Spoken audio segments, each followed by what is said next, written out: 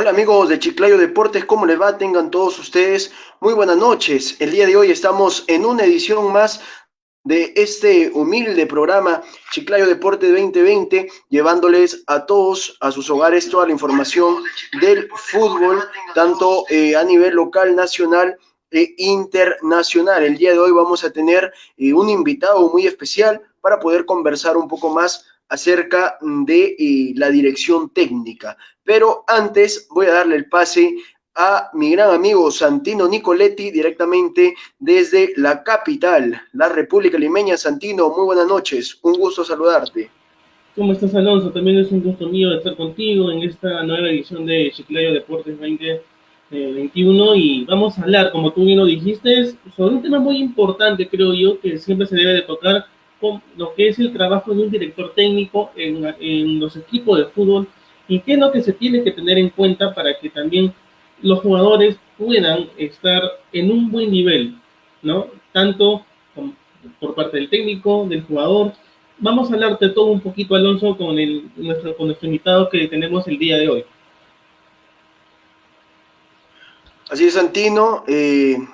Un tema que ha venido siendo polémico entre el panel, entre nosotros por interno, ¿no? Ha habido un temita especialmente que ahí hemos estado tocándolo, ¿no? A veces centrado en discusión, ¿no? Pero una discusión sana entre colegas, ¿no? Pero el día de hoy ya nos vamos, pues, vamos a despejar nuestras dudas preguntándole a nuestro invitado el día de hoy. ¿Qué te parece, Santino, si lo presenta, por favor, usted? Claro que sí, Alonso. No, en este momento nos vamos a contactar con el profesor Sebastián González. Él es de Argentina, pero en ese momento radica ya hace mucho tiempo en México y también es director, es parte de dirigencial, ¿no? Directivo de un equipo de allá de la tercera división de México, con el que vamos a conversar un poco sobre ese tema tan importante, el trabajo de un técnico de fútbol en los equipos profesionales de diversas ligas. ¿Cómo está, profesor Sebastián? Es un gusto tenerlo aquí en el programa y bienvenido. Muchísimas gracias. Buenas noches, Alonso. Buenas noches, Santino. Muy buenas noches a todo Perú, a todos los amigos de la capital y de Chiclayo. Un honor estar con ustedes. Muchísimas gracias. ¿Cómo Bien, están? profesor, no, es el gusto de nosotros, de verdad que esté con el día de hoy aquí en el programa y le doy pase a Alonso para que le haga la primera consulta, profesor Sebastián. Claro, un honor. Muchísimas gracias. Gracias, Santino. Profesor Sebastián, bienvenido a Chiclayo Deportes. El día de hoy día sábado 27 de febrero, ya nos encontramos ya próximos a culminar este mes, ¿no? Segundo mes del año. La verdad contento, ¿no? Por su presencia. Ya es segunda vez que estoy entrevistando a un entrenador de Argentina. Estuve hace unos meses con el profesor Marcelo Robledo. De repente usted puede conocerlo también por ahí o habrá podido escuchar de él. También tuve el honor de entrevistarlo, ¿no? Y ahora pues con su persona. Estamos aquí ya en Chiclayo Deportes. Bienvenido nuevamente, profesor. Vamos para poder comenzar un poquito más acerca de esta entrevista, ¿no? Que tenemos pactado el día de hoy. Coméntenos, profesor, primero, para poder empezar, coméntenos un poquito acerca de usted, dónde se viene desempeñando actualmente. Bueno, comentarles que me encuentro, como decían ustedes, ¿no? Nacido en Argentina. Llevo radicado ya cerca de 9 años aquí en México, precisamente en Guadalajara. Actualmente estoy trabajando como director deportivo en un equipo del ascenso de aquí de México. Al mismo tiempo, bueno, tengo el estudio, me ha tocado dirigir también, como decías, como director técnico profesional y además tengo la licenciatura en educación física.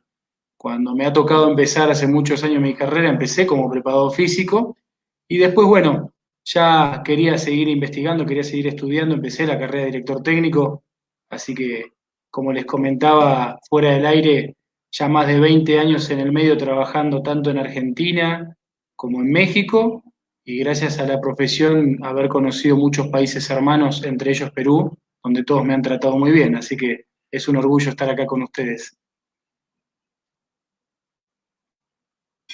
Santino. Gracias, Alonso. Ahora, profesor, sin duda la pregunta que le quiero realizar, le quiero formular, es conforme al director técnico en sí, ¿no? Porque mucho se habla de los directores técnicos cuando llegan a un club o a un equipo de fútbol profesional ya armado en el sentido que ya tiene una plantilla hecha, un comando técnico quizás ya establecido, pero llega otro técnico y se tiene que adecuar al plantel que ya está. Para usted, profesor Sebastián, ¿es dable que un técnico llegue ya a una plantilla armada o se tiene que seguir con el técnico que ya ha completado esa plantilla? Muy buena pregunta, Santi. Mirá, es un tema que justo que veníamos abordando. La verdad que tenemos la oportunidad de siempre dar pláticas semanalmente con otro gran amigo periodista, Paulo Guevara, y este es uno de los temas que hemos abordado de lo que es la parte directiva y el nexo con el cuerpo técnico, ¿no? En el que confiere principalmente en la función de la que habíamos hablado del director deportivo, que es el nexo entre el presidente y el cuerpo técnico. Antes de todo esto se elige el perfil del director técnico, qué perfil uno busca en base a las necesidades propias, ¿no? En base a esas necesidades propias institucionales, ahí se escautea el perfil del director técnico para tratar de respetar esto que vos mencionabas, ¿no? Con qué plantel se va a encontrar. Esto obviamente varía, tiene muchas variables en base al país de residencia de la institución, en base a la idiosincrasia y la cultura de la región, en base a la divisional, en base también a la nacionalidad del director técnico, porque varía su cultura, hasta su idioma y su religión, que son variables que pueden alterar en el proceso de búsqueda de un resultado. Entonces, yo creo que hay que analizarlo más profundamente en base a la búsqueda del técnico para respetar si realmente tiene una estructura de divisiones juveniles o divisiones inferiores o fuerzas básicas, tratar de respetar la formación que vienen teniendo los jugadores juveniles para promocionarlos al plantel superior. Esto también depende en qué altura de la competencia caiga el director técnico, si es pretemporada, temporada regular o postemporada, ¿no? Hay algunas variables que pueden inferir en la búsqueda del resultado que hoy está muy exitista, que se busca resultados de corto plazo. La verdad que es, perdón la expresión, ¿no? Es una locura con lo que estamos viviendo en el fútbol latinoamericano, que un resultado tiene que salir de manera inmediata y a veces los procesos son más largos.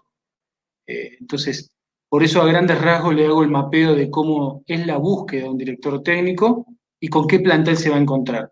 Después uno está sujeto a que si esa es la infraestructura o la corporación o la economía que se tiene y uno tiene que trabajar con eso, el técnico tiene que estar preparado para trabajar con cualquier eventualidad. Entonces, él es el primero que tiene que mantener el temple y la personalidad para cualquier circunstancia extraordinaria. Entonces, por eso más o menos es el amplio bagaje para comentar cómo se busca un director técnico y cuál es el temple que tiene que tener él, ¿no? Alonso. Ahora, profesor, si, no sé, de repente nos puede comentar un poquito más acerca de lo que vendría a ser el rol de un director técnico, ya sea dentro y fuera del terreno de juego, de un juego deportivo. Tal cual. Mira, el tema del rol propiamente es el que maneja los tiempos de trabajo del plantel principalmente. El director técnico tiene obviamente su cuestión contractual, el tiempo determinado, obviamente se basa en base a objetivos deportivos y si uno lo propone en base a objetivos formativos, los nexos que tengan con las categorías menores. Formación igual puede ser con un plantel superior, ¿eh? Para mí formación es siempre el aprendizaje de manera permanente. Entonces, el director técnico tiene que tener su planificación, el micro, el meso y el macrociclo, o sea, semanal, mensual y semestralmente o anual, según el calendario propiamente cronológico del tiempo y el calendario deportivo. Por lo menos yo voy a comentar desde mi experiencia, compartir. Obviamente, cada uno tendrá su metodología, obviamente. Uno le envía la información a la directiva, en esto que estamos hablando de planificación, a su inmediato jefe, ¿no? Como decirlo, como el director deportivo, el coordinador o el manager, o también a su presidente. Entonces le manda la planificación, le manda también toda la lista de jugadores, le hace todo un análisis estadístico para que la directiva tenga un mapeo de cómo se encuentra el plantel. Obviamente uno no puede tener un plantel tan amplio. Al tener un plantel tan amplio, estamos hablando ya de 30 futbolistas para arriba, es complejo tener todos los jugadores cómodos. Sabemos que hay 11 jugadores que están contentos y el resto está incómodo. Ahí también entra la parte extradeportiva del director técnico, ¿no? Cómo uno cobija, habla de manera colectiva, habla de manera individual. Algunos jugadores necesitan motivar, algunos necesitan orientar, otros nada más necesitan que a uno lo escuche, a uno como futbolista, ¿no? Entonces, el rol que a veces vemos del director técnico, que se estila mucho en Latinoamérica, es el autoritarismo, ¿no? El enojo, el grito, el que si no gano, me enojo con los jugadores, y a veces uno es el que toma las decisiones.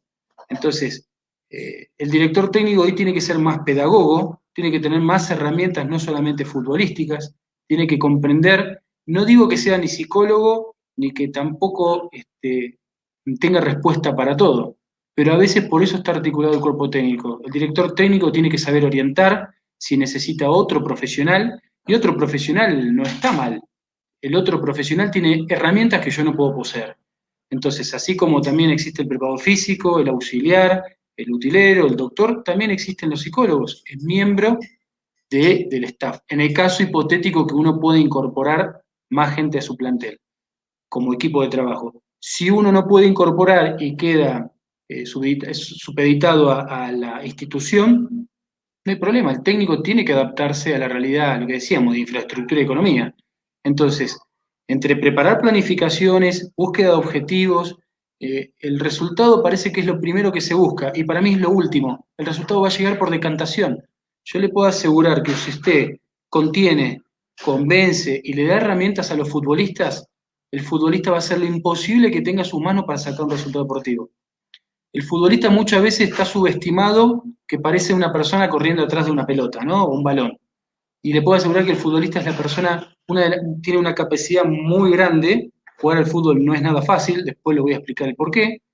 Santi creo que ya habrá escuchado esa conversación cuando di mi fundamentación de por qué el fútbol no es fácil. Y hoy muchas veces el director técnico se volvió, en el sentido que digo autoritario, porque si no dice lo que hace, el jugador puede ser hipotéticamente sancionado. O no literalmente, pero puede estar, si no funciona, lo recambio y lo pongo con otro, y así sucesivamente. En realidad, el error es una parte indefectible del ser humano. En el fútbol hay infinidad de variables, entonces no sirve nada relatarle una situación deportiva, relatarle un partido, mecanizarle una situación de juego, cuando en realidad acá está la creatividad absoluta. Entonces, por eso está costando mucho que mantengan un director técnico en la posición. Obviamente estoy hablando de una manera generalizada y después se puede hablar de un caso específico puntualmente, ¿no? Bien, profesor Sebastián, ahora usted también ha dicho algo que es importante, que el técnico debe de tener un proceso para que también se pueda ir adaptando poco a poco a los jugadores, al comando técnico y en sí a la institución en donde va a ser contratado. Pero, ¿qué es lo que pasa, profesor Sebastián, cuando un técnico de repente tiene una racha de partidos sin conseguir algún resultado? Porque muchas veces se ve y se hace que un técnico que tiene una racha mala de 4 hasta 5 partidos que no consigue victoria alguna es cesado de su cargo, ¿no? Entonces, ¿por qué de repente pasa eso con algunos técnicos que llegan a algunos equipos determinados, de repente considerados grandes a nivel mundial, ¿no? Y normalmente pasa que no consiguen los resultados así rápidamente y ya lo están sacando de su puesto. Mira, propiamente, Santi, lo que yo hago siempre es tener una charla con el directivo que corresponde, ¿no? Como director técnico, por lo menos puntualmente, yo lo que hago es un análisis de investigación. Cada vez que yo tengo una entrevista, una charla, si tengo con algún club, primero tengo que sociabilizarme con el país que voy hipotéticamente a trabajar. Se merece todo su respeto, el país, la idiosincrasia, la cultura y la historia. No puedo llegar solamente a trabajar de fútbol. Tengo que conocer todos estos puntos que te mencioné. Porque el técnico no es solamente un técnico, el técnico es docente. Y el docente tiene que tener un bagaje más amplio de conocimientos. Entonces, primero me interiorizo de la región y del país que me va a contratar, después de la institución. Y así sucesivamente voy achicando del macro al micro. Al micro quiero llegar a un trabajo de investigación con el club, en qué situación real se encuentra deportiva y financieramente. ¿Por qué?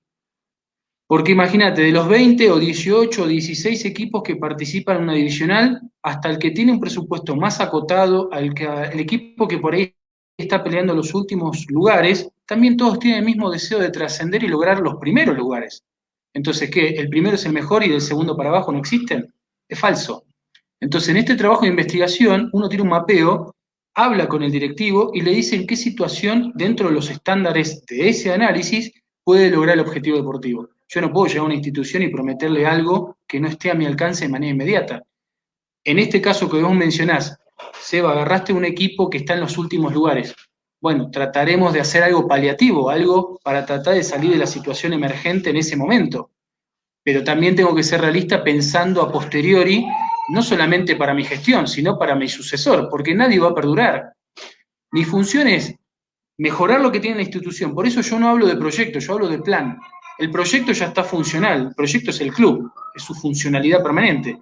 Lo que trato de adaptar es un plan para potenciar el proyecto institucional y el día de mañana, cuando tenga que irme por X motivo, deportivo o extradeportivo, mi sucesor tenga que mejorar todavía más mi trabajo, e independientemente del resultado deportivo. Lo que pasa, esta vorágine que se vive, como decís vos, ¿no? Que perdiste 2, 3 partidos y ya, otro y otro y otro. Y en esa sucesión, lo que pasa es poner un fusible, cortocircuito, foco, y sigue, y no termina más. Entonces, en un momento hay que parar, hay que hacer un análisis y realmente saber dónde está parado. Lo que pasa, otro punto, Santi, un paralelismo que esto mencionabas. Lamentablemente, la carrera del director técnico es escasa y no tenés más formación educativa. Entonces el director técnico se vuelve un poco empírico, ensayo y error, es lo que aprendí como mi etapa de futbolística, es lo que vi en redes sociales, es lo que comenté con otros colegas. Eso está bien, no está mal. A mí particularmente me ayudó mucho estudiar y analizar otras carreras fuera y dentro del fútbol, y me ayudó a comprender otras disciplinas deportivas para tratar de readaptar situaciones estratégicas y tácticas, adaptarlas al fútbol. Entonces, cuando amplias más la gama de conocimientos, no quiere decir que sepas más, lo que tenés son más herramientas. Entonces, siempre volvemos a lo mismo. Tu plantel, si tuviste éxito en una institución, no quiere decir que ese cortar y pegar te vaya a dar el mismo resultado en otra institución, eso es falso. Por eso el técnico tiene que tener una cabeza muy abierta y adaptarse lo más rápido posible para buscar el resultado de manera inmediata. Más o menos así, a grandes rasgos, es lo que planteo, Santi. Un placer, Sebastián. Alonso. Sí, no, antes de hacer yo la pregunta por ahí, nos están haciendo llegar por interno, profesor, no sé si no fuera mucha molestia en que pueda responder esta pregunta de Aarón, parte también del panel, pero hoy día no le ha tocado pues salir en programa. Nos dice, siempre es bueno aprender de los que saben. Mi pregunta sería, ¿cuál es el trato que debería tener un jugador talentoso, pero no es disciplinado, nos dice? Qué buena pregunta. Aarón, muy buenas noches, muchísimas gracias por la pregunta. Mirá, esa es casi una permanente que existe en el fútbol. No digo siempre, ¿no? Estoy hablando más generalizado. Hay una regla que por lo menos considero que generalmente el jugador más talentoso es menos disciplinado. Y el que tiene menos talento, el que es más sacrificado, es más disciplinado. Es como una inversamente proporcional, ¿no? ¿Por qué se da esa cuestión? No siempre, a veces. Porque se da que el talentoso especula con su capacidad y puede tratar de remediar o recuperar con esa hipotética falta de disciplina. Entonces trata de equiparar con eso, consciente o inconscientemente, a veces no se da cuenta, pero sabe que con una jugada distinta, con un movimiento distinto, con algo distinto, uno lo puede considerar. En este caso, puntualmente, hay que ver, primero, el técnico tiene que conocer de manera individual al jugador su comportamiento y cómo es de manera colectiva. La misma persona no se comporta de la misma manera. Esto de ser técnico dentro de un plantel, a veces es bueno hacer actividades extradeportivas porque el jugador lo conoces más allá de fuera de la cancha.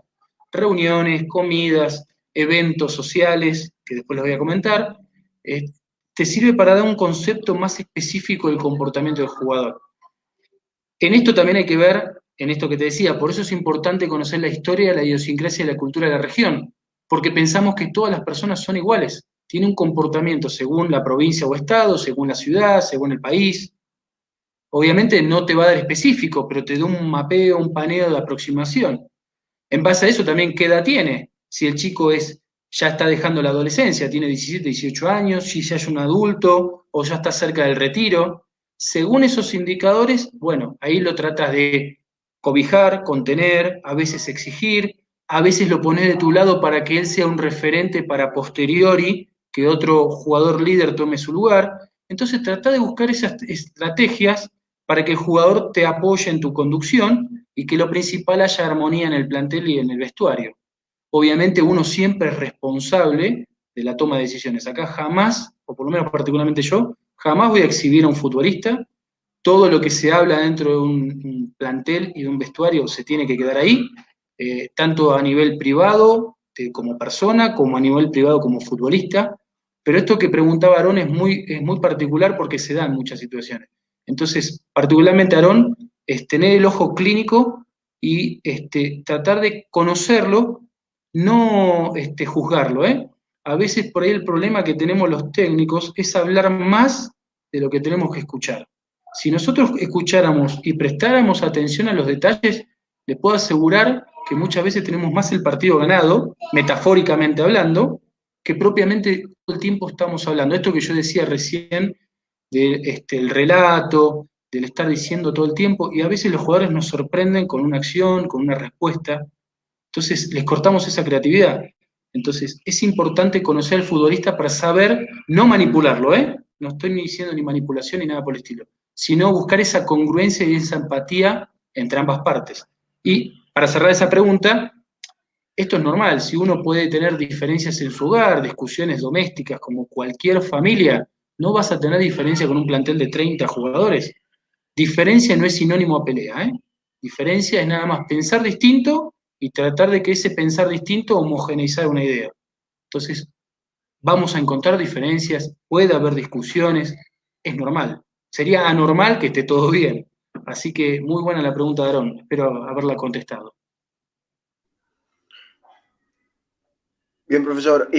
Ahora, ya que se tocó este tema, ¿no? Que es, creo yo, es algo muy importante acá y sobre todo que se ve reflejado en el fútbol peruano, porque han habido casos de jugadores que salen, que son buenos, pero lamentablemente la disciplina no los mata, ¿no? Prácticamente la disciplina los condena, ¿no? Porque quiera que no, la gente, la gente, la hinchada sobre todo, hay público que no se centra en el talento que uno tiene, ¿no? Sino en las cosas malas que uno hace, ¿no? Entonces, ¿cree usted? Porque han habido casos, yo me baso acá en el fútbol peruano, de que hay casos de jugadores indisciplinados, ¿no? Que cometen actos que están bajo la norma, bajo la ley de un club. Entonces, el castigo que se les hace a ellos, ¿no? Es bueno, acá no se le separa del club, pero sí, ¿no? En la mayoría de casos, o sea, no se les separa del club, pero sí los envían a préstamos a otros clubes. Entonces, ¿cree usted que actuando de esa forma se va a lograr un cambio en este jugador? Qué buena pregunta esa también. Mirá, lo que pasa ahí va un paralelismo entre lo deportivo y por ahí las alianzas que pueden existir entre clubes, ¿no? Convenios, acuerdos de transferencia, de préstamo. Si vos crees que tenés un plantel superpoblado y tratás de mantener la directriz institucional de no dejar un jugador en libertad de acción y lo pasás a préstamo para potenciar su capacidad deportiva porque acá va a tener pocos minutos, está bien. Por ahí es un juvenil, lo ves con muy buena proyección, pero acá tenés que pelear otras cosas, otras objetivos deportivos. Entonces lo podés pasar a préstamo. Principalmente esta pregunta que vos mencionás, ¿sí? Por una cuestión disciplinaria, yo creo que, volvemos a lo mismo, el director técnico tiene que tener un bagaje mucho más amplio, no solamente tomar decisiones disciplinarias. Creo que tiene que tener muchos escalones previos para tomar una decisión disciplinaria. Mi pregunta es, ¿nosotros les explicamos? Como dije, somos docentes, le damos las directrices, le damos las normativas, les explicamos. Esto te hago un ejemplo burdo y rápido. El técnico se enoja porque el jugador le pega mal a la pelota y le dice, pegale bien. Y el jugador no le quiere pegar bien, claro que le quiere pegar bien. Lo que pasa, hay miles de variables previas que ejecuta mal. Ahora, le dije cómo es la parte biomecánica el centro de gravedad hacia adelante, la toma de peso corporal, no cortar el gesto técnico de golpeo, los brazos, cómo tengo que poner los brazos que son estabilizadores del cuerpo, no se lo explico, le digo pegale bien, porque el técnico muchas veces tiene escasez de información, es más empírico. Entonces, en esto que vos me estás preguntando, creo que antes de tomar una decisión disciplinaria le tengo que enseñar a ser futbolista, no dentro de la cancha, sino fuera, manejos de redes de comunicación, de redes sociales, medios de comunicación, manejo oral y escrita, y vos decís, pero el técnico es una locura lo que está diciendo Sebastián. Puede ser que sea una locura, pero si no hago algo distinto, voy a seguir siendo uno del montón. El tema es que mis jugadores tienen que ser distintos. Creo que con esos pequeños puntos ahí empieza lo extraordinario. O sea, no solamente, fíjate, los técnicos, analizamos al rival, investigamos cómo trabajan la pelota parada, investigamos sus sistemas tácticos, hacemos todo un análisis del rival y lo hacemos con nosotros mismos. Conozco mi jugador si tiene problemas financieros, si tiene problemas familiares, porque muchas veces lo que hago es tomar decisiones disciplinarias. Y si el jugador tiene un problema contractual, un problema económico, entonces son muchas variables que antes de tomar una decisión disciplinaria lo tengo que conocer. Volvemos a lo mismo, muchas veces no le voy a poder solucionar los problemas, pero el jugador se va a sentir contenido, se va a sentir orientado. Y te puedo asegurar que el jugador, cuando entiende esa lectura, va a sacar lo que no tiene para defender la camiseta y defender tu filosofía de trabajo. Entonces, por eso creo en antesala de tomar una decisión disciplinaria. Porque si yo soy el que juzgo, ¿quién no está para juzgarme a mí? Y sabemos que en esta profesión hay mucha crítica peyorativa y el técnico siempre es el primero que genera el cortocircuito, pero sabemos cómo es el ambiente. Ahí uno tiene que estar preparado para el control y manejo de emociones. Si todos estamos enojados, si todos estamos furiosos, si a todos no nos salen las situaciones en un momento complicado, si yo como técnico me pongo a la par de los demás, seguramente vamos a estar a la deriva. Yo soy el primero que tengo que mantener la más cauto y la más tranquilidad posible. Obviamente soy un ser humano, lloro, me enojo, me río, pero es una profesión que uno tiene que estar preparado a eso. Por eso digo que tiene que ser pedagogo, tiene que tener conocimiento de otras herramientas. Entonces, en esto, Alonso, es fundamental conocer a tu plantel antes de tomar una decisión disciplinaria. No la descarto, No la descarto. Pero creo que primero hay que enseñarle cuestiones previas para tomar una decisión disciplinaria. Por lo menos esa sería mi filosofía. Bien, profesor Sebastián. Ahora también te quiero hacer otra consulta sobre el nivel, ya no tanto en el ámbito deportivo, pero en el nivel psicológico de cada jugador. Como usted mismo dice, ¿no? Un técnico no solamente tiene que ser técnico, sino también tiene que empalmarse o acogerse también a otros profesionales, como en este caso el psicólogo deportivo. Ahora, ¿cuál es la problemática? O a nivel mundial hay una problemática muy importante, que hay muchos jugadores que empiezan a hacer algo bien y después se pierden en el camino y no pisan, no aterrizan, ¿no? Sino van construyéndose una idea, una ilusión equivocada, cuando primero deben de ir paso a paso, poco a poco. El técnico en este caso, profesor Sebastián, ¿cómo tiene que abordar este tema? Si bien es cierto, tiene que tener la ayuda de muchos especialistas, como el psicólogo deportivo, que es uno de ellos, pero uno como técnico, usted como técnico, por ejemplo, ¿qué es la función que debe de hacer en este caso usted? Qué buena pregunta. La verdad que los felicito porque son temas que a veces no se abordan. Mira, es un hilo muy delgado y no me meto en la situación contractual y menos económica de los futbolistas. Contractual me refiero más con tiempos. ¿Cuánto tiempo? Estamos hablando ya de un plantel profesional, ¿no? ¿Cuánto tiempo le queda de contrato a un futbolista? A veces cuando está en la recta final, le quedan 6 meses o menos, el jugador empieza a estar inquieto y preocupado, y eso altera en la producción deportiva. Si el jugador tiene más de un año de contrato, puede estar estable. Después está la situación económica, si el jugador está al día o le están cumpliendo con los pagos. Entonces, es una situación también que es un hilo delgado entre que uno hasta qué punto intercede con la directiva y con el jugador. Uno tiene que interceder, claro, no falta el respeto, pero no inmiscuirse, pero sí puede ser un mediador. O sea, el director técnico no es solamente deportivo. Y en esto mismo que me mencionabas también, volvemos a lo mismo, ¿no? Un hilo delgado. ¿Por qué?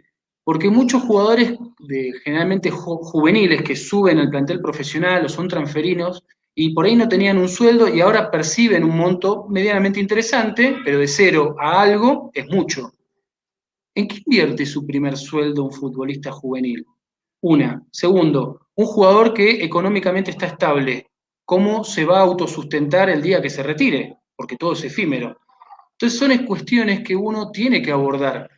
Volvemos al mismo, uno no la va a jugar de todólogo, no soy ni psicólogo ni tampoco pretendo serlo, pero sí hacerle sacar un poco la venda de los ojos, porque a veces la fama es efímera y se confunden, va a pensar que va a durar para siempre el dinero, el jugar en primera o ser profesional, y el tiempo pasa.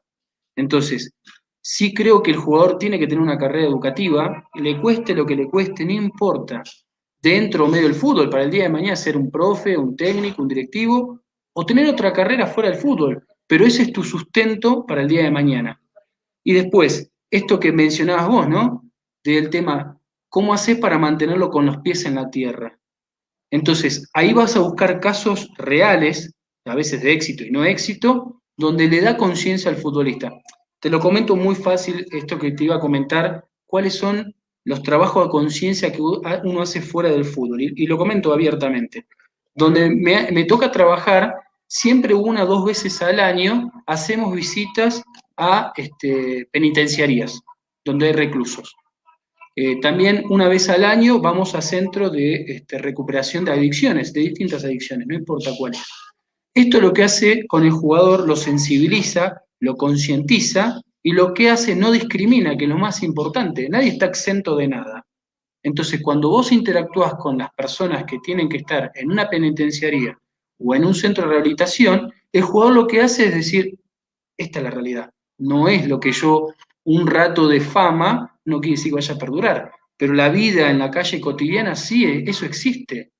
Entonces le da un mapeo y vos decís, bueno, lo que trato de darle al jugador son herramientas. Después él va a tomar la decisión cómo quiere continuar su vida. Yo no lo puedo estar todo el tiempo siguiendo en qué invierte y qué no invierte. A mí no me tiene por qué interesar. Pero por lo menos mi tranquilidad como docente es darles herramientas dentro de la cancha para lo deportivo y fuera de la cancha como ser humano, ¿no? Entonces fíjate qué complementario que es. Y volvemos a lo mismo, los dirigentes van a decir, este está loco, este en el fútbol no entra, no cuaja, porque el fútbol es así, es de otra manera, es más resultados, perdiste 2 partidos afuera. Yo puedo asegurar que esto sí da, a mí particularmente, gracias a Dios, me dio éxito. Éxito deportivo y éxito, lo más importante, como ser humano, que eso es lo que es más gratificante. Y volvemos a lo mismo, si querés que vayamos a los resultados deportivos, el jugador cuando se siente escuchado, contenido, orientado, y lo más importante, que le das herramientas para pensar, el resultado va a llegar. En algún momento tiene que llegar. Entonces, por eso, a veces las preguntas, perdón, que las respuestas son más largas que la pregunta, pero trato de fundamentar el porqué de cada situación, ¿no?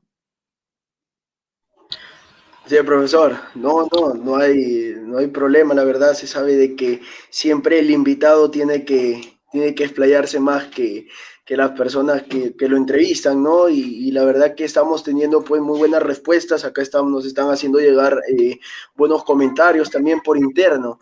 Ahora, profesor, una última pregunta relacionada a la dirección técnica, ya de mi parte. Quisiera saber, ¿no? Usted nos comentaba que todavía no había tenido la oportunidad de dirigir un equipo de primera división, ¿no? Pero Sí. me gustaría saber, profesor, en cuanto al entrenamiento.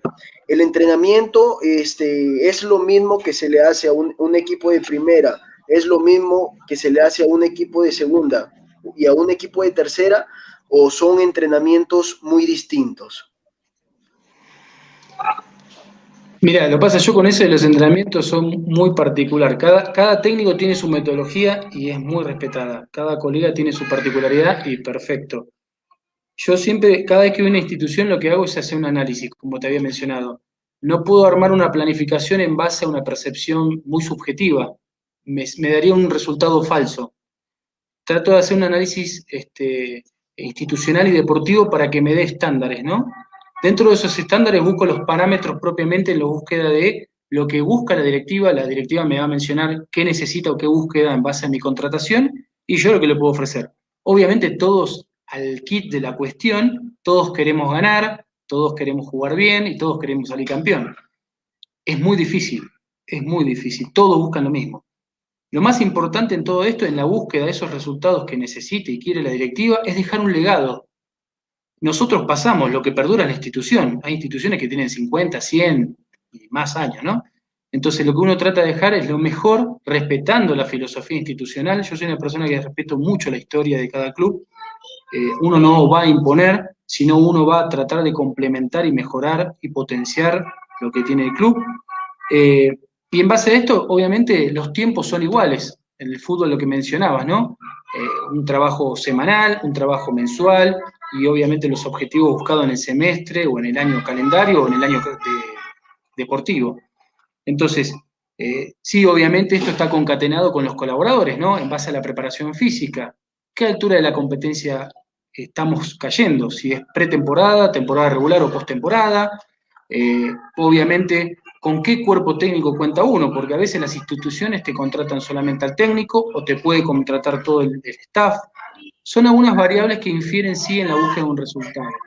Entonces, sí, lo que estoy comprometido es enviarle la información correspondiente. Siempre lo que yo me baso es en la sustentabilidad y la fundamentación.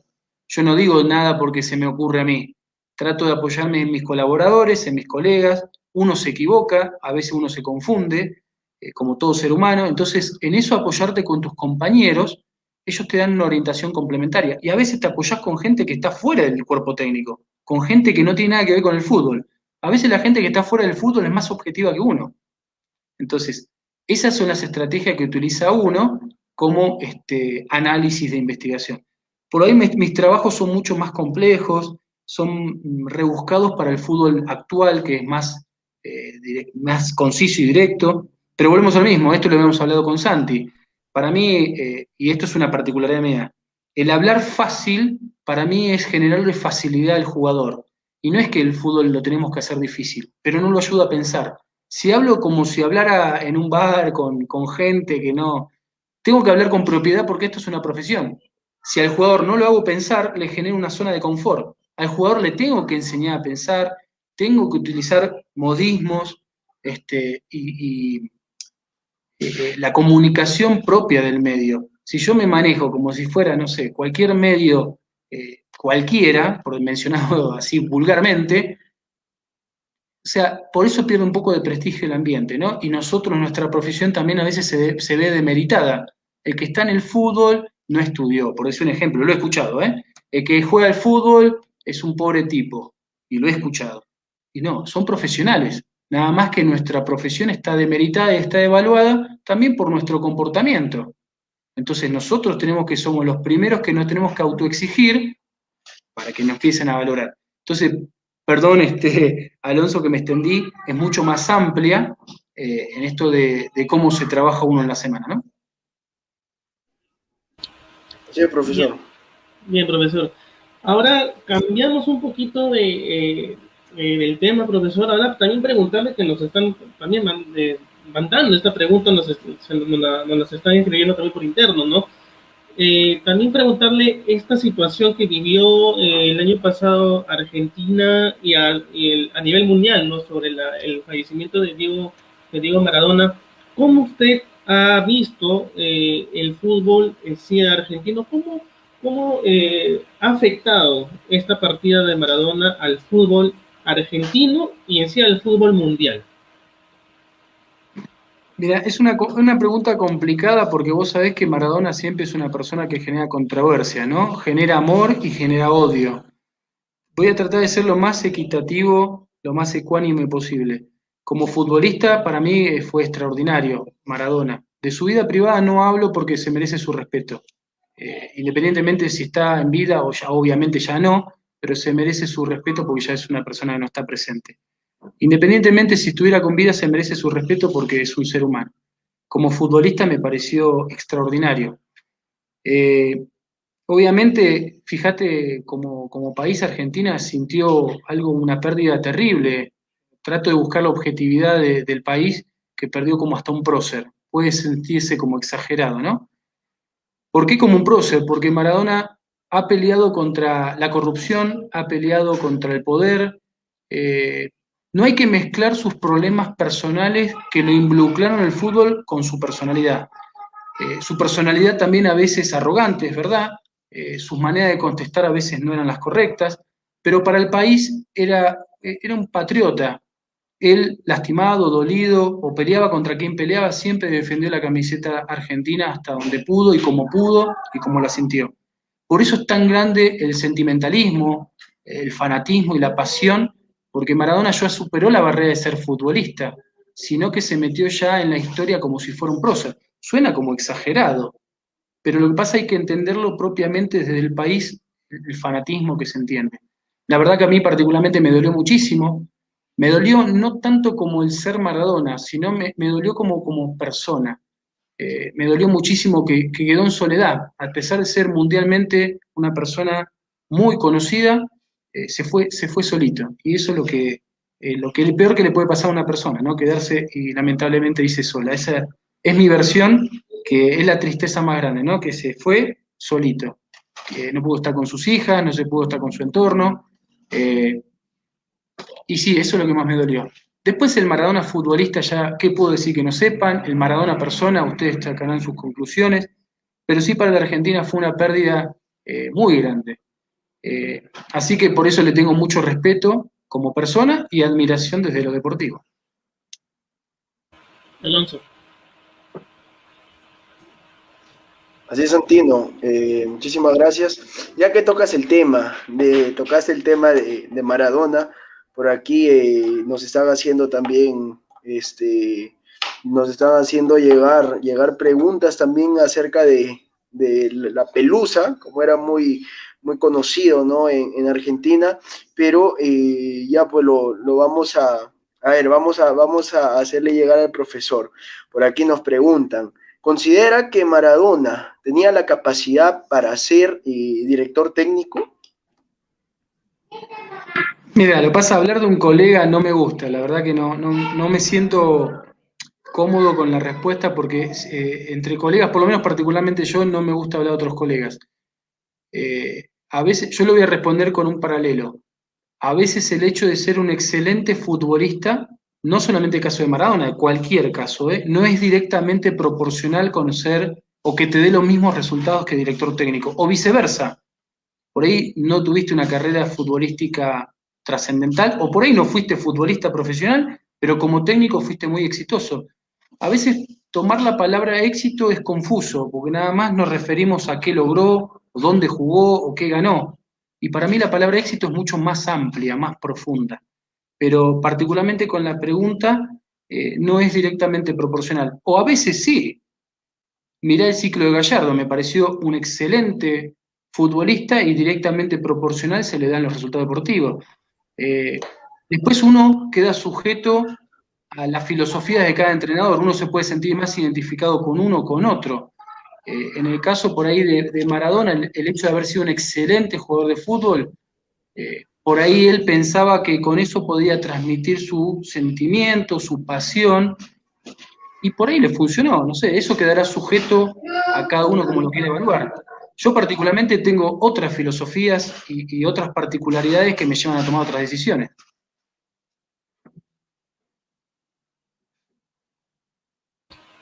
Alonso, adelante.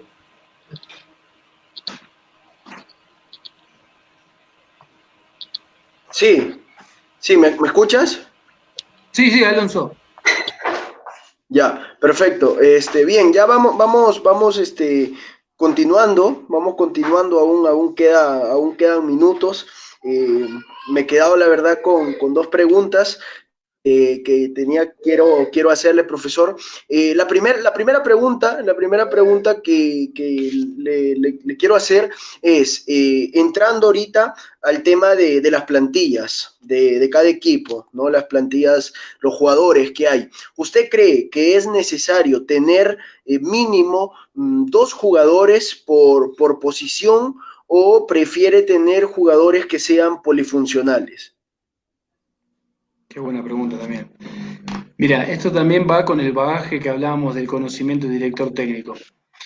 En esto, cuando vos tenés, según la economía institucional con lo que te encuentres, a veces tenés un plantel corto, largo, lo que fuere, tenés que tratar de buscar, en base al perfil de los futbolistas, es en base al sistema que vos le vas a adaptar, no es al revés. Muchas veces un técnico llega con un sistema y los fuerza a los jugadores a jugar en ese sistema. Por eso a veces no funcionan. Y es al revés. El sistema se adapta a los jugadores, no al revés, no los jugadores al sistema. Entonces, en base a esto, el técnico tiene que tener un bagaje de variables de sistemas tácticos para ensamblarse a las distintas capacidades de los futbolistas. Uno. Dos. Lo importante es que un futbolista profesional tenga que ser versátil. Hoy el fútbol te lleva a demandar que no solamente de un partido para otro, en el mismo momento del partido tenés que tener la creatividad para resolver una problemática. Si tenés que cambiar un sistema táctico para ir a buscar o defender un resultado, según de local o visitante, variables, si es en la altura, si es en el llano, un montón de variables, ¿no? Si es de día, si es de noche, bueno. Hay muchas variables que en esto tenés que, sí, el jugador debe ser versátil y debe conocer por lo menos entre 2 a 3 posiciones. No digo que el arquero vaya a jugar de delantero, ¿no? Eso es absurdo. Pero sí, fíjate, en el caso, te pongo un caso muy claro, en el caso de Mascherano, en su última etapa, o entrando en su última etapa, con Guardiola, ¿qué hizo? Cuando Mascherano era volante central, pero la velocidad que le daba Xavi y Iniesta era muy rápida, y Mascherano era un jugador de mucha recuperación, pero no era muy veloz. ¿Qué hizo Guardiola? Lo tiró para la saga central, entonces mantuvo la jerarquía de un jugador como Mascherano, no lo exhibió y lo tiró en la saga central. Lo que hizo fue recorrer unos 15 metros para atrás. ¿Le sirvió o no le sirvió? Les anduvo un fenómeno. Después Mascherano entendió que ya estaba siendo un poco más grande y se fue por la puerta grande del Barcelona, por lo que exige el Barcelona. Entonces, vos podés ser un marcador central y podés jugar de volante central o contención o viceversa, o un marcador central puede ser lateral por un lado o por el otro, o un lateral, según si hay relevos, si le gusta, tiene características ofensivas, el lateral lo podés permutar y puede ser un volante. O un delantero, por ahí tiene características creativas y te puede bajar como un pivote o como un enganche. Un pivote es que baja y vuelve a su zona natural, ¿no? Nada más viene a transferir una situación deportiva. Y un enganche según el sistema, ¿no? Queda en una posición determinada. Entonces, según la táctica y la estrategia, ahí le das la versatilidad a los jugadores. Entonces, en eso está la creatividad del técnico y en esa creatividad también le das más libertad al jugador. Porque si al jugador lo encasillas en una posición determinada, muchas veces se siente como atado, se siente asfixiado. El jugador lo que quiere es libertad, no libertinaje, ¿eh? El jugador no te lo va a pedir, pero te va a pedir que lo exijas en silencio. El jugador siempre prefiere un técnico que le exijas y no el que es cómodo. Se va a quedar más con el tipo que le exige y que le está encima y que es mucho más difícil que el tipo que es más permisible. Entonces, por eso en este bagaje que estás preguntando, trato de ser más amplio, ¿no? De esa versatilidad. Y aparte al jugador le das más oportunidades para que el día de mañana, si tenga que emigrar y tenga que haber una futura operación para interclubes, un jugador que era volante central, creció en edad, va a otro club, puede ir de marcador central. Y el jugador continúa con su carrera deportiva. Entonces, fíjate cómo se van abriendo muchas más variables, no solamente de un partido, ¿no?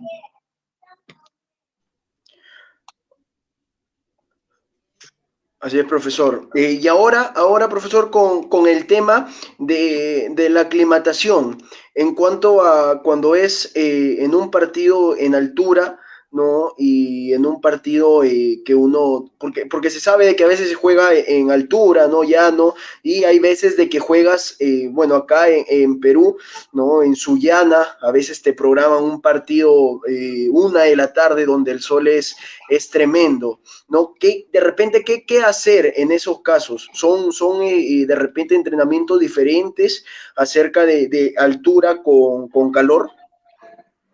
Mira, otra buena muy pregunta. Mira, por lo menos yo lo que planifico en el caso hipotético de uno que arranque desde el principio, uno si tiene el calendario deportivo puede agarrar propiamente el calendario deportivo con el calendario cronológico de tiempos mensuales.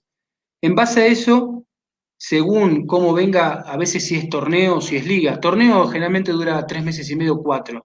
Si es liga dura 8 o 9 meses. Generalmente en Latinoamérica son todos torneos, apertura, clausura. le cambian el nombre.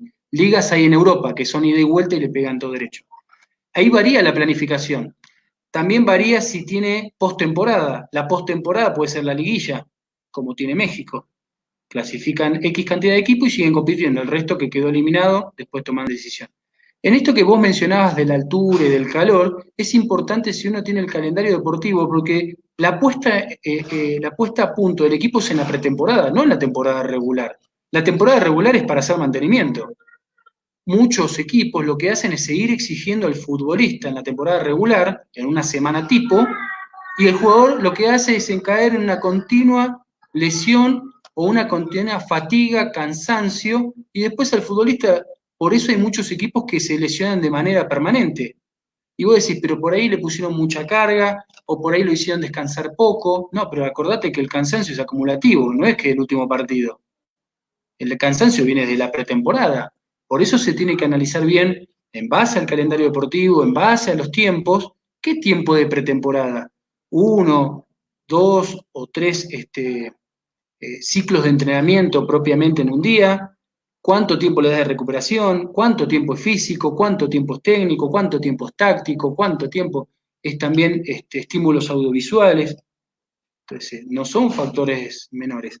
En base a esto que mencionabas de la altura, obviamente cuando vos superás la barrera de los 1500 metros para arriba, una persona que es del llano, lo va a sentir muchísimo. Se va a empezar a sentir, le falta oxigenación en sangre, se siente como agobiado, su recuperación es más tardía.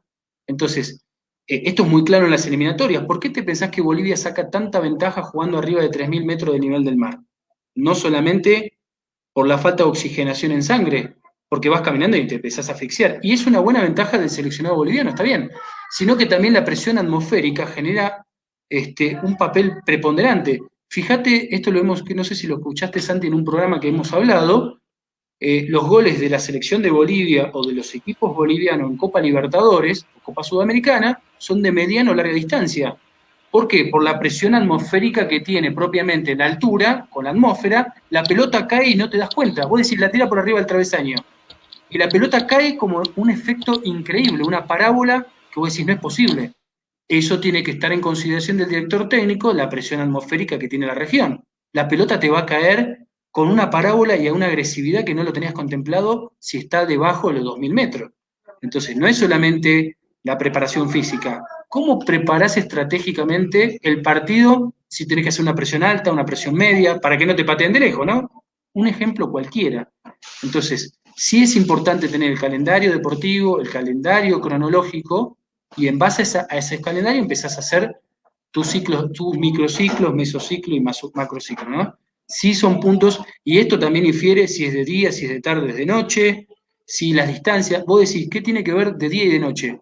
Me ha pasado jugadores que tienen problemas oftalmológicos que no pueden ver de noche, o tienen una miopía o un astigmatismo en un ojo o en los dos ojos, y por ahí es tu jugador más importante. Entonces a la noche no puede jugar, o juega con limitantes.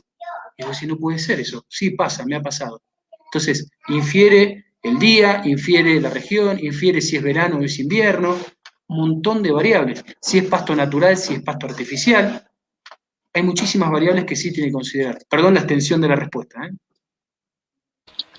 No se preocupe, profesor Sebastián, es bueno siempre charlar de esta forma y para que nosotros también tengamos un conocimiento más amplio de lo que es ser no solamente técnico, ¿no? Sino también todo lo que implica ser un técnico de fútbol dentro ya de un equipo profesional.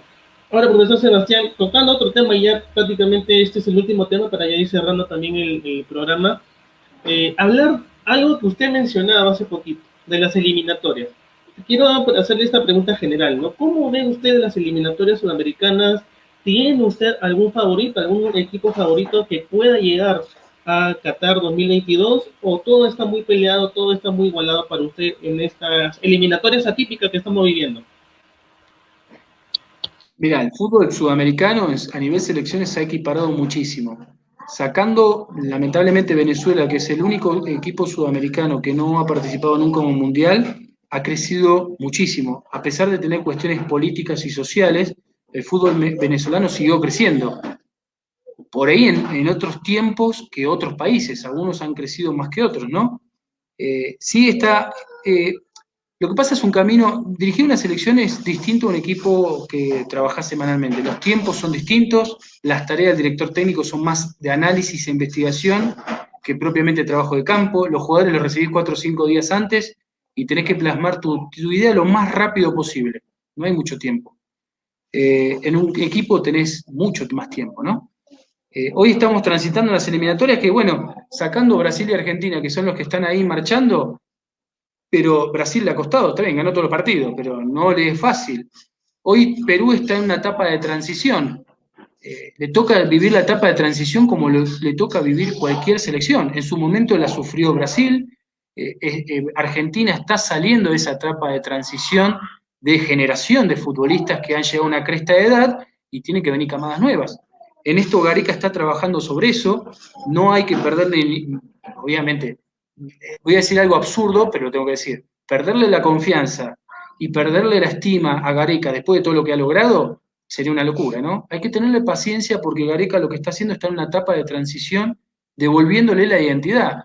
No es que la perdió, sino que vienen jugadores paulatina y progresivamente, jugadores jóvenes y algunos jugadores que van a empezar a tener relación con el fútbol extranjero, que eso potencia la materia prima. Yo creo que Perú va a clasificar el Mundial, esto va a ser largo, no le va a ser nada fácil, no le va a ser nada fácil, como a ninguna selección. Pero yo creo que Perú, la posición de hoy es falsa. ¿Pero falsa por qué? Porque esto lo vamos a ver al final del camino. Estos resultados que no se le dieron a la selección de Perú es por la etapa normal de transición, como en su momento, te vuelvo a repetir, la pasaron todas las selecciones, le pasó a Alemania, le pasó a Francia, le pasó a Italia, no clasificó el último mundial, y no fue una catástrofe, y tiene 4 títulos mundiales. Entonces, por eso hay que tenerle paciencia a Gareca, creo que es un técnico que ha marcado una tendencia muchísimo, le ha generado esa estima y convicción al jugador peruano, capacidad, que voy a hablar del jugador peruano si le sobra.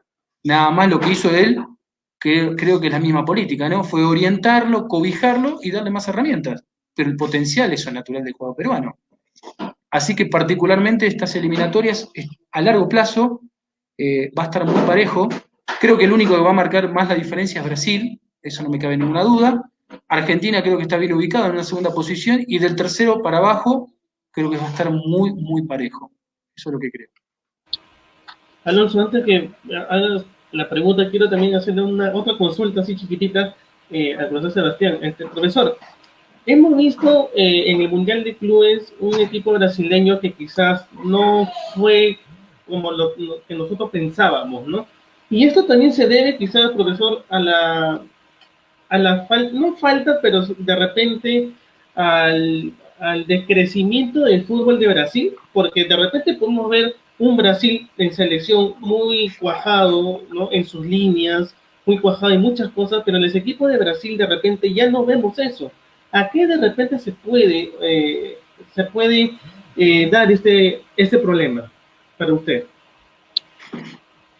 Mira, voy a partir, fíjate, las finales de Copa Libertadores, no me acuerdo ya cuántos años para atrás, siempre la final le ha ganado un brasileño y un argentino. O sea, eso muestra una tendencia muy marcada, que no está bien, ¿eh? No está bien. Si marca una tendencia muy determinada, creo que son 10 países los que participan en Copa Libertadores, 2 en los últimos, creo que 7, 8 años, si no me equivoco, acá me van a corregir, que siempre llegan ambos países, hay algo que no está bien. Creo que lo de Palmeiras fue un punto fundamental de eso, ¿no? De la tendencia, cuando vos sos muy marcado una tendencia en una región, no quiere decir que seas a nivel mundial. Creo que le costó eso en el Mundial de Clubes a Palmeiras. ¿Por qué? Porque le faltó esa interrelación global. Distinto a la infraestructura y a la economía que tienen los equipos europeos. Creo que Europa no solamente se basa en futbolistas europeos, creo que lo que lo hace trascendental al fútbol europeo, llámese ligas de Italia, España, Inglaterra, Alemania, son los jugadores latinos. No estoy demeritando el futbolista europeo, pero el que le da una magia distinta, una técnica distinta, y vos me vas a decir, pero Seba, si vos te vas al último mundial, salió campeón Francia, 2018. Si te vas al 2014, salió campeón Alemania. Si te vas para atrás, salió campeón Francia. Y vos decís, pero los últimos 4 campeones son europeos, si no me equivoco, ¿no? ¿Cómo puede ser que es incongruente lo que estoy diciendo, ¿no? Está bien, una cosa es a nivel clubes y otra cosa a nivel selección. Pero también, ¿cuántos naturalizados tienen esas selecciones? ¿Cuántos jugadores de índice latino que no tienen oportunidad en su país por jugar en Europa, se radican, se naturalizan y tienen la oportunidad de jugar en el país que están jugando. Entonces, creo que el latino tiene una capacidad extraordinaria. Lo que pasa acá por ahí, lo que no está ayudando es la economía. Esto de post pandemia perjudicó y alteró muchísimo, y esto de la interrelación cultural. Para mí, cuando vos tenés una interrelación cultural como la que estamos teniendo ahora, lo que hacemos es nutrir una idea. Imagínate a nivel club futbolístico. Entonces, no es solamente ser el mejor en tu país o el mejor a nivel americano. La verdadera vara, a ese nivel superlativo, cuando vos competís a nivel internacional como un mundial de clubes, ahí te das cuenta para qué estás. Y a veces es ingrato e injusto, porque ¿cuánto dura la competencia? 10, 12 días, como un mundial. Son un mes y por ahí perdiste 2 partidos afuera. No te da margen. A veces el éxito es como te digo, ¿cómo haces para medirlo? Más o menos el mapeo, que es una respuesta más generalizada, ¿no? Trato de conceptualizar una idea más amplia que cómo está el fútbol hoy. Puntualmente creo que hay países que están emergentes, que están tratando de resurgir post pandemia, y en esto lamentablemente Colo-Colo estuvo a punto de irse al descenso, un equipo grande, pero ahí ya estamos hablando de situaciones institucionales y políticas que no solamente de este último torneo, le ha pasado a River de Argentina, le ha pasado a la América de Cali, le ha pasado a muchos equipos de Brasil, a Independiente de Argentina, lamentablemente Alianza también lo padeció, y son gestiones a veces políticas de los últimos 3, 4, 5 años, y a veces no es por echar culpas, no es que se hizo mal, ¿qué dejamos de hacer bien? Y a veces hacer las cosas bien es ser ordenado, y es lo más difícil de ser, ¿no? Ordenado. Obviamente hay cuestiones más profundas, ¿no? Trato de hacer un análisis más global. Alonso. Gracias, Santino. Bien, ya estamos llegando ya a la parte final del programa el día de hoy. A todos los seguidores, informarles que acaba de marcar Pedro Aquino en el 2, ha marcado el 2-0 de su club, el América, frente a Pachuca. Ahorita se encuentran ya en el entretiempo.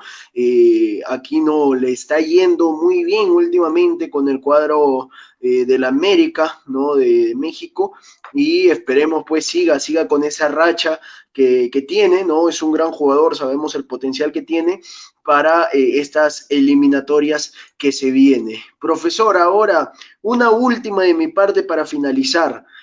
¿Cómo ve usted el nivel del fútbol peruano comparado con el nivel del fútbol mexicano? ¿Existen diferencias? Sí, existen. Existen como comparar cualquier país con otro. Existen, ¿por qué? Porque ponemos lo mismo, la idiosincrasia, la cultura, la educación y formación del futbolista es distinta. Sí existen, no creo que sea ni más ni menos. Lo que pasa, por ahí México maneja otra infraestructura y otra economía que sí, por ahí en la región es una de las más fuertes. Pero una de las más fuertes en primera división, ¿eh?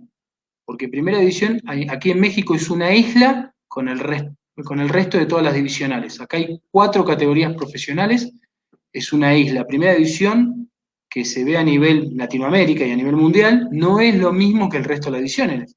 ¿Cómo así pasa en Latinoamérica?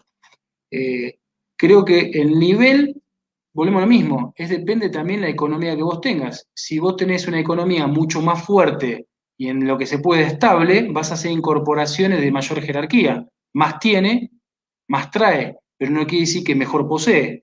Yo siempre creo que mi capacidad está en base, el buen director técnico me parece está en base a potenciar lo que uno tiene. Si no, me vuelvo un seleccionador. Si no, para eso digo, tráeme y ya salgo a competir. Eso tiene su dificultad, pero más dificultad tiene decir, mira, Seba, tengo este equipo.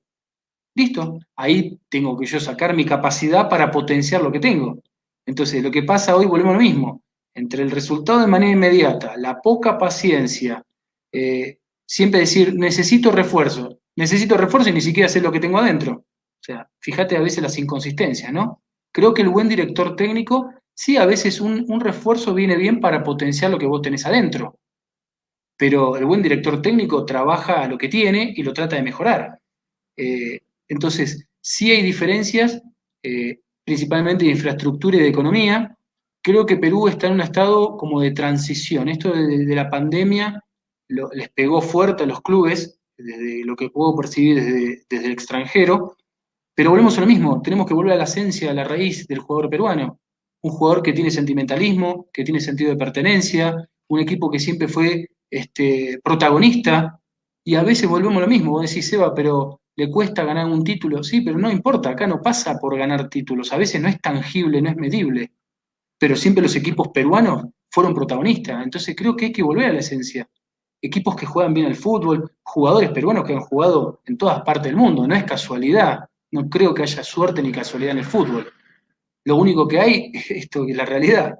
Entonces creo que sí está en una etapa de reestructuración y creo que sí, Perú ahora se tiene que, por lo menos a mi percepción, lo que le pido es que haya unidad.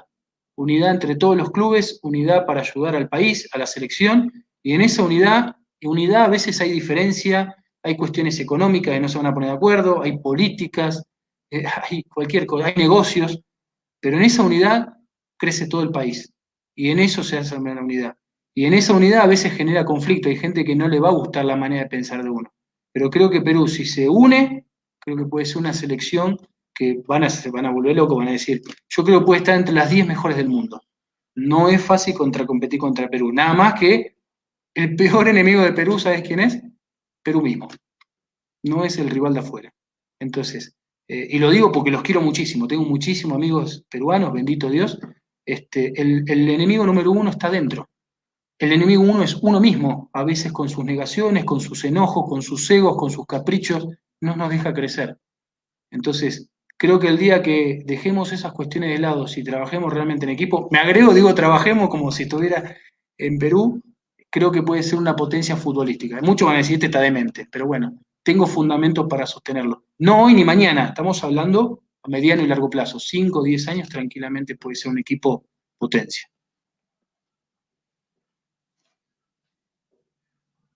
No sé si hay alguna pregunta, algo. No, profesor, de verdad ha sido bastante fructífera, ¿no? Esta entrevista que hemos tenido con usted, que hemos hablado de todo un poquito y hemos llegado a este tema de las eliminatorias y hablar un poco de las selecciones y de la selección también peruana. Sí, ¿no? Y saber que está en un proceso de transición, de repente mucho tiene que ver lo que se hizo Perú en el pasado Mundial de Rusia, de repente también eso, ¿no? Tiene que haber una transición nuevamente de un Mundial a jugar unas eliminatorias para intentar no clasificar a otro Mundial que luego de muchos años Perú había conseguido ese logro, ¿no? De estar en el Mundial de Rusia. Pero como usted mismo dice, ¿no? Se necesita de todos, ¿no? Se necesita de todos para que no solamente una selección pueda hacer las cosas bien, sino hacer las cosas bien, un torneo que también sea competitivo, profesor, ¿no? Porque si bien es cierto, cuando tú tienes un torneo que es competitivo, jugadores van a salir para que puedan sumar a la selección, ¿no? Y eso es algo muy importante también, profe. Mira, por ahí nosotros hablamos del Mundial para Perú, pero previo hay muchos eslabones, ¿no? Tenemos torneos sub-15, sub-17, sub-23, preolímpicos, sudamericanos, tenemos un montón de competencias internacionales para selecciones juveniles donde ya le vas dando directrices, le vas dando alineamientos, le vas dando sentido de pertenencia al jugador de defender a tu país desde la disciplina del fútbol. Entonces, por eso digo, es un trabajo a largo plazo. Si empezás a fortalecer tus raíces, el árbol van a ser fuerte, derecho y grande. Hoy, por eso digo, Gareca lleva mucho tiempo en el cargo, pero está en esa etapa de transición porque agarra un equipo, bien, lo fue formando, pero ya eran jugadores grandes. No grandes, por ahí 25, 27 años no son grandes, pero ¿qué viene atrás? Porque en mundiales estamos hablando de cada 4 años, es mucho tiempo. Entonces, si vos le das una identidad desde juveniles, de edades tempranas, se vuelve un efecto cascada que no perdés nunca ese sentido de pertenencia e identidad. A veces participar en un mundial, vos decís, bueno, qué buen papel hice. El buen papel a veces no te da un resultado deportivo, pero sí ser competitivo en todo lo que te toque competir. Como te decía, preolímpico, sudamericano, invitaciones a Esperanzas de Toulon, que invitan a selecciones juveniles. Entonces, tenés un montón de torneos oficiales y no oficiales para ir potenciando tu materia prima para después abastecer a la selección mayor. Pero esto tiene que ser un trabajo concatenado desde la selección mayor hasta la última juvenil, e inclusive la selección femenil. El cambio de género, el tener una diversidad de ideas, potencia propiamente la idea. Entonces, tiene que ser toda una idea homogénea para tener toda la misma directriz. Y volvemos al mismo. Gareca un día se va a ir porque todos tenemos una etapa de transición. Lo importante es el legado. Ese es lo importante. No cortar de llano y volver otra vez a pasar. Por ahí Perú tuvo que sufrir tantos años de ausencia de un mundial. ¿Por qué? No por sus malas camadas o malas direcciones. Por ahí por esto que yo te decía, las directrices y la concatenación con selecciones juveniles. Entonces, ahora ya están en... Ahora, ya clasificaron a un mundial. Vamos por otro. Pero abajo, ¿qué hay? Porque así como viene el 2022, después viene el 2026 y así sucesivamente. Pero no tengo que empezar otra vez de foja cero. Entonces, sí está muy bien orientado, está bien articulado, pero ahora tienen que potenciar más lo que ya lograron. Eso es la percepción mía. Alonso, ¿alguna otra consulta, una última consulta que le quieras hacer al profesor Sebastián? No, todo la verdad ha quedado conforme con el tema de la dirección técnica, ¿no, profesor? Agradecerle la verdad por este tiempo que se ha brindado, ¿no? Por todas las enseñanzas, ¿no? Porque prácticamente ha sido pues una enseñanza para las personas que están sintonizando el programa el día de hoy, para nosotros sobre todo, ¿no? El agradecimiento muy especial, pues, por haberse dado este pequeño espacio para que esté con nosotros el día de hoy. Y una última, en lo personal, profesor, ¿no? En lo personal para usted, ¿cómo celebraría más? ¿Ganando por goleada o ganando con un gol agónico en el 90 más 5 de descuento? Vos te vas a reír, o sea, los dos resultados están buenos, porque la verdad que los dos se disfrutan. Obviamente uno prefiere menos el infarto, ¿no? Esperar al 90 y padecer de salud no está bueno. Pero siempre me quedo con si el jugador se quedó satisfecho con la producción. A veces, mira, te voy a decir algo más absurdo. Prefiero perder jugando bien y no ganar jugando mal. Y vos decís, este está loco. Pero ¿sabés qué? Lo importante es que te puedo asegurar que el margen de error se achica. Porque ¿cuántos partidos podés perder jugando bien en mediano y largo plazo? ¿Y cuántos partidos podés ganar jugando mal? Seguramente es mínimo. Entonces, si hablamos de un partido, prefiero jugar mal, prefiero perder y jugando bien, me quedo con ese. ¿Qué pasa después en el vestuario del jugador? La tranquilidad, la moral de uno. Eso es porque lo que te va a llevar al resto del campeonato. Te tocó perder un partido, pero ¿dejaste todo realmente? Esa es la tranquilidad que vos te vas enojado, te vas diciendo mil cosas, ¿no? Pero moralmente el corazón se te hincha diciendo quiero revancha ya. A veces ganar sobre la hora o ganar por goleada, te quedás ese sabor ambiguo. O sea, en la estadística, genial. Gané 3 puntos, goleé, gané 1-0. Genial, lo disfruto también, ¿eh? Pero me fijo en la producción y en la tranquilidad del jugador. Porque ganando por goleada, a veces, ¿a quién le ganaste por goleada? O ganando sobre la hora, ¿es justo o no es justo? El fútbol no se trata de justicia, ¿no? Pero mi legado es mucho más allá. Quiero que los jugadores se sientan identificados con una causa, con un sentimiento, con una idea de juego. Y te puedo asegurar que los resultados se van a dar en base al sentimiento del jugador. Las dos, esta que mencionaba el compañero, las dos están buenas. Prefiero menos sufrir, ¿no? La verdad que está al 90, es más emotivo, pero también se sufre más. Las dos están lindas. Prefiero sufrir menos, pero mi respuesta es un poquito más amplia y prefiero perder jugando bien y darme la tranquilidad que en ese jugar bien vamos a lograr cosas importantes un poquito más adelante. Correcto, profesor. De verdad, muchísimas gracias. Nuevamente reiterarle el agradecimiento por haber aceptado la invitación al programa Chiclayo Deportes el día de hoy. Esperemos pues podamos vernos más adelante de repente nuevamente por esta plataforma, ¿no? De nuevo tener de repente una entrevista por ahí pactada también. Y nada, profesor, de verdad, muy agradecido con su persona por el día de hoy.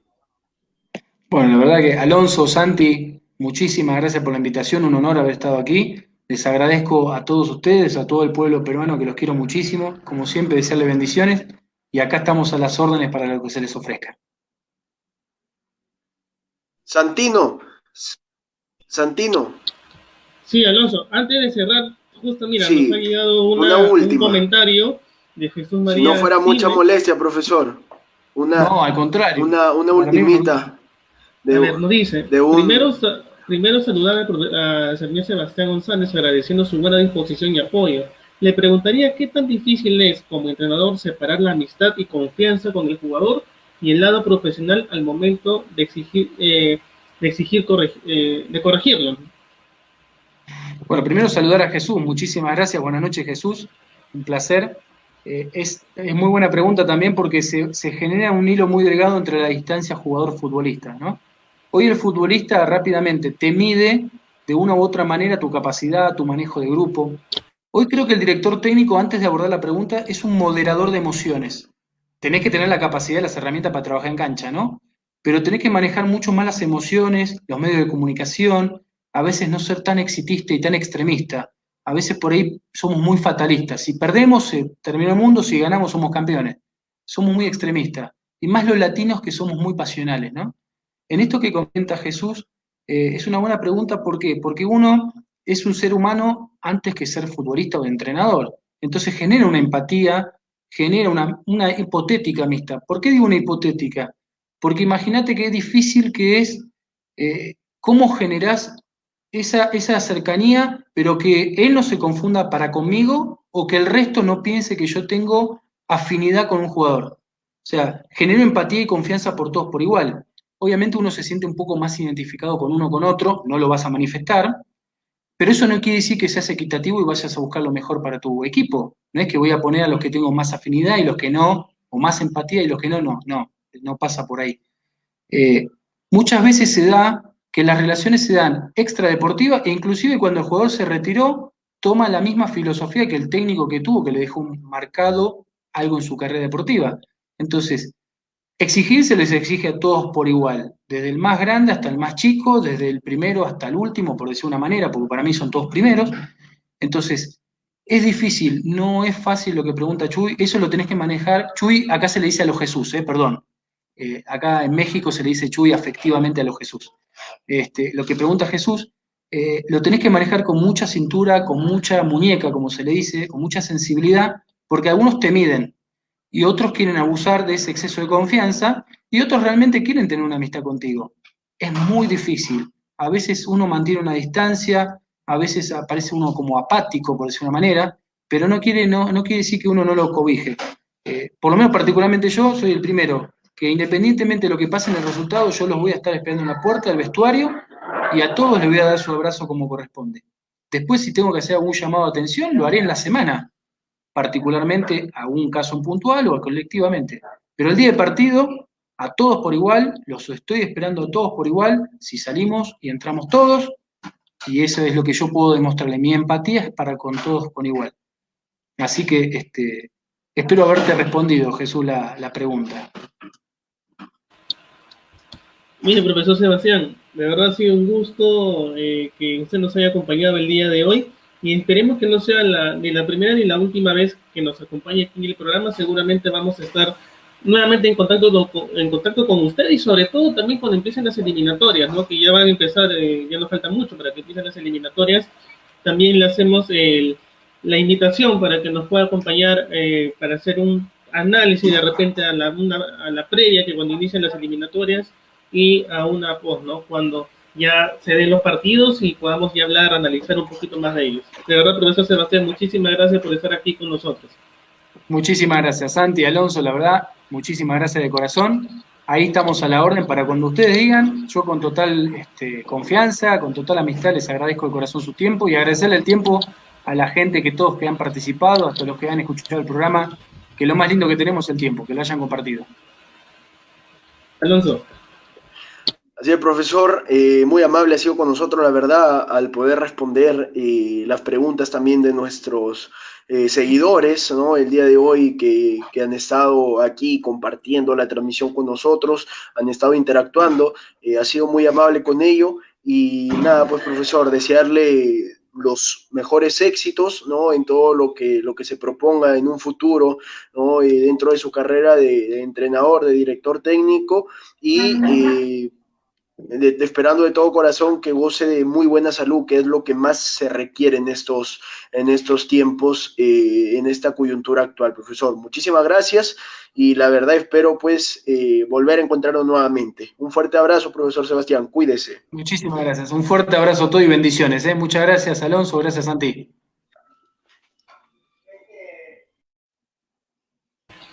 Bien amigos, ha llegado el final del programa y el día de mañana vendrá Alonso con nuestro compañero Aarón para una nueva edición de Chiclayo Deportes, al igual que la próxima semana también estará nuestro compañero Alonso con Aarón y el día viernes, como siempre, estará Hincha y Pasión en la conducción con Diego Sánchez y mi persona, Alonso. Así es, Santino, extender la invitación a todos los seguidores el día de mañana. Vamos a estar con un invitado muy especial, como lo es el señor Eduardo Combe, el rey de las estadísticas, ¿no? De los datitos importantes. Es también redactor de el DT Comercio, El Comercio, redactor del diario El Comercio, también Deporte Total, así que a seguirnos nada más, no olviden de seguirnos en el Instagram como @chiclayo.deportes y nada, pues chicos, también suscribirse al canal de YouTube, también que vamos a esta entrevista, las personas que han podido, vemos por ahí que hay algunas personas que recién han llegado, esta entrevista van a poderlo visualizar tanto como acá en Facebook, que va a quedar grabado, como también en el canal de YouTube, y precisamente ahí está pues la invitación, ahí está el flyer del día de mañana junto a Eduardo Combe. Así que sin más que decir, nos despedimos atentamente y muchísimas gracias a todos ustedes por la sintonía. Un fuerte abrazo y que tengan muy buenas noches. Cuídense. Nos vemos.